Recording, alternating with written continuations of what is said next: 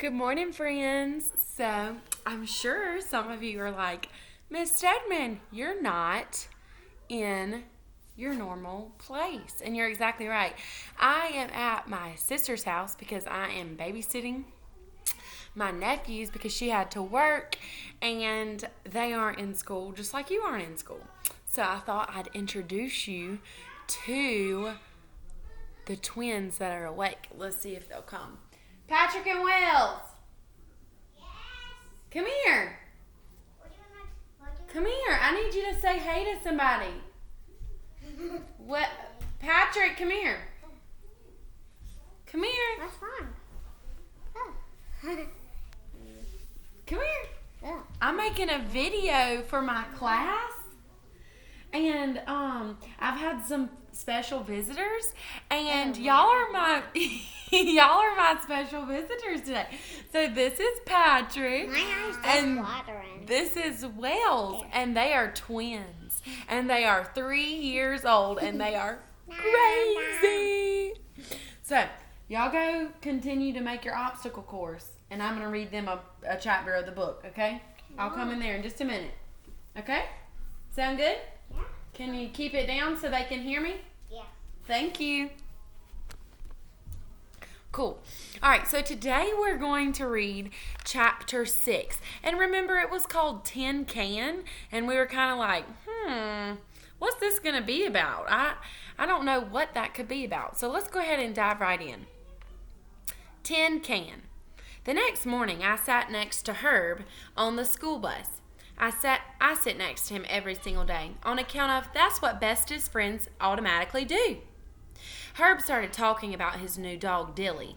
Only I couldn't even pay attention that good, because how can you talk about Dilly when you've still got a note from your teacher in your pocket?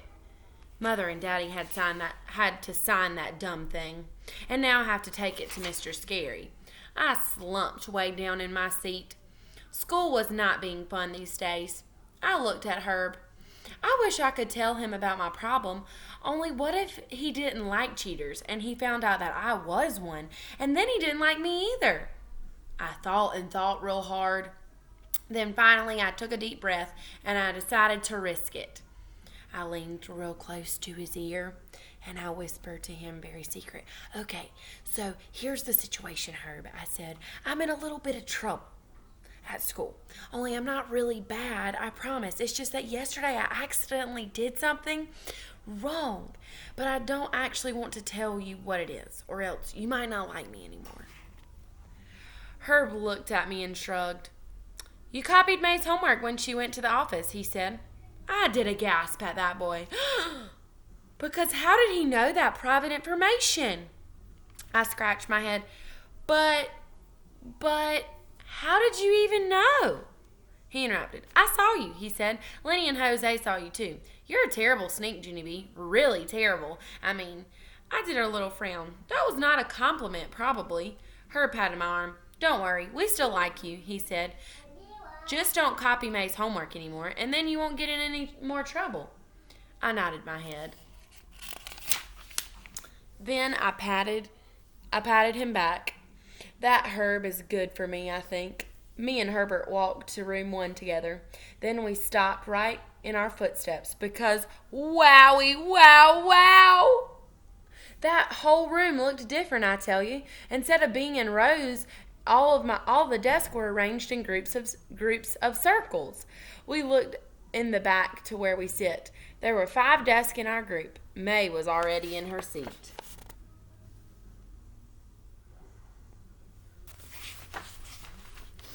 She was cleaning her desktop with a moist towelette. Just then, Lenny and Jose walked in behind us. Whoa, said Lenny. What's going on here? Said Jose. Mr. Scary told us to please find our desk, and he will explain this in a minute. All of us went back and sat down. Sitting in a circle feels friendly. Okay. Huh? That's really good. Okay.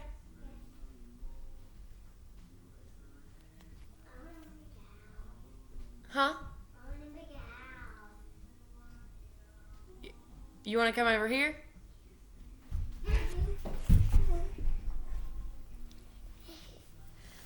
Okay. You got to be quiet, okay? can't sit. Okay. Go. We waved and smiled at each other, only not May. She looked smugly at us. I already know why we're sitting like this, she said. I was the first one here this morning, and when you're the first, you get to know stuff. Jose stared at her moist towelette. He made the cuckoo sign. Just then, Mr. Scary went to the board, and he wrote a weird word. Boys and girls, this morning we're going to be doing a poetry assignment. He said, that's why I arranged your desk like this. I want you to be able to talk over your thoughts and share ideas. He pointed to the weird word. It was spelled Cinquain. Does anyone want to try and pronounce this? He asked. Does anyone want to sound it out? May jumped right up. Tin can! She shouted. It's pronounced tin can. Tin can. She grinned real delighted. I know it's tin can because you told me this morning, remember? I was the first one here, and I saw you write it on the board. Yeah, that was beautiful. And you told me it was pronounced tin can. Mr. Scary looked puzzled at her. Gee, I'm sorry, May, but it's not tin can, he said. You must have heard me incorrectly. This word is pronounced like sin cane. Sin cane. May crossed her arms. No, she said, I'm sure that's not what you told me. You said it was tin can, Mr. Scary. You know you did. Mr. Scary frowned. No, May, I didn't. He said, now please take your seat. May sat down in a huff, and she put her head on her desk, and she hid her under her sweater. Mr. Scary looked at the board.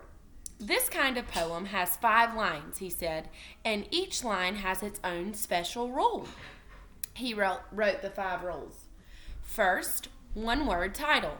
Second line, 2 words that describe the title. Third line, 3 action words about the title. Fourth line, 4 words that express a thought or feeling about the title. Fifth line, 1 word that means the same thing as the title. After that, he wrote a poem for us to see. It was called Pickle. Pickle, bumpy, lumpy, crunching, munching, lunching, cucumbers making you pucker. Gherkin. I like your hair. Thank you. I laughed at that crazy thing, 'cause who ever heard of a pickle poem? Writing this kind of poem is fun, I said. This assignment will be a breeze, I think. Mr. Scary smiled. Well, sometimes poems come very easily, Junie B, and other times they don't. But if you share words and ideas with each other, you can really help spark your imaginations, he said. He looked all around.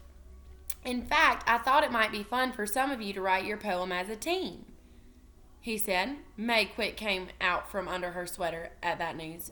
Okay. She looked at our group. Okay, fine. I'll be the team leader, she said. After that, she made a mean face at Mr. Scary, and she took out her pencil. I know just what we're going to write about, she said kind of growly. She waved her hands at us. You 4 guys just talk about your normal, stupid stuff, and I'll write the poem, she said. I'll read it to you when I get done. Lenny looked disappointed. But Mr. Scary said that we should write our poem together, May, he said. See, said Jose, we're supposed to share thoughts and ideas, remember? May threw her hands up in there. I knew it, she said. I knew working as a team wouldn't work. Fine, you guys just write your own dumb poems, and I'll write mine. After that, she took out her pencil and paper, and she hid under her sweater again. All of us looked at each other and shrugged. Then we started right to work. I tapped my chin. It says the first line needs to be the title, I said. So maybe the title should come first. May peeked her eyes out at me. Duh, she said. Jose covered her up again. Just then, Herb raised his hand. Hey, I know, he said. Since Mr. Scary wrote a pickle poem, why don't we write one about an olive? He leaned back in his chair and did a happy thumbs up. No one did a thumbs up back. 'Cause what kind of dumb idea was that? An olive? I said. I hate olives, said Jose. I threw an olive up once, said Lenny. Herb looked irritated at us. I patted him. Don't be mad, I said. It's just that maybe there's something funner to write about than an olive. That's all. See, said Jose, like maybe we could write about soccer. Playing soccer is fun. Right? Yes, I said. Plus riding the bus to school is fun too, right, Herb? Me and you always have fun on the bus, don't we? Lenny shook his head. But I don't ride the bus, Junie B, he said. I think we should write about something that all of us know about. He thought for a second, and then he clapped his hands together. I know. We could write about how all of us shampoo our hair to keep it healthy and shiny. All of us do that, right? After that, me and Jose and Herb just looked at him. Because sometimes Lenny is off the deep end, that's why. Finally, Jose put his head on his desk. Maybe we're making this too hard, he said. Why can't we just write about something easy, like about how all of us are friends or something? Herb smiled a little bit. Yeah, that's a good idea.